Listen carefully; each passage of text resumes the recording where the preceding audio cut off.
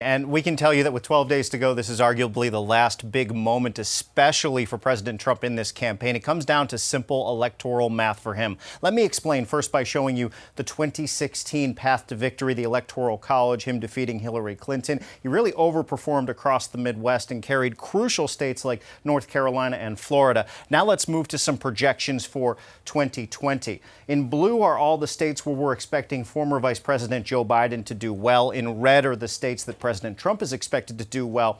Take a look at the electoral vote count right now. Biden has 212, just shy of that magic number of 270. Then let's go ahead and award him the states where he's really polling very well outside the margin of error. That would be New Hampshire and Michigan and Minnesota and Nevada.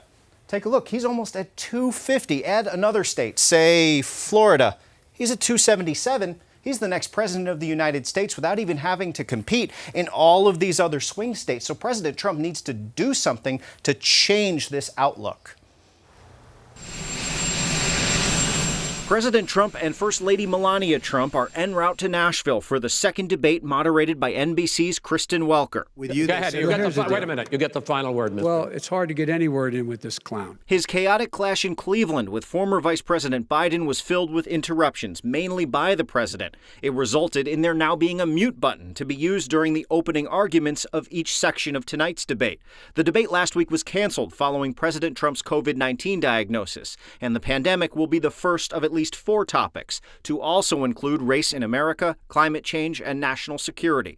But look for President Trump to try and once again make some of the debate about Biden's son, Hunter. Conservative media reports with questionable and even biased sourcing is pointing to inappropriate dealings with China when Biden was vice president. I think it's one of the biggest scandals I've ever seen, and you don't cover it. You want to talk about... Well, because it can't be verified. President Trump already leaked video of a combative exchange he had with 60 Minutes' Leslie Stahl on the topic after he cut the interview short earlier this week. Meanwhile, Biden is trying to get ahead of a topic that has plagued his campaign for a few weeks now, court packing, which liberals favor, but moderates and swing voters have reservations about. Today, he released a plan to appoint a commission designed to study and suggest reforms to the U.S. court system. He, too, sat down with 60 Minutes. And I will ask them to, over 180 days, come back to me with recommendations as to how to reform the court system.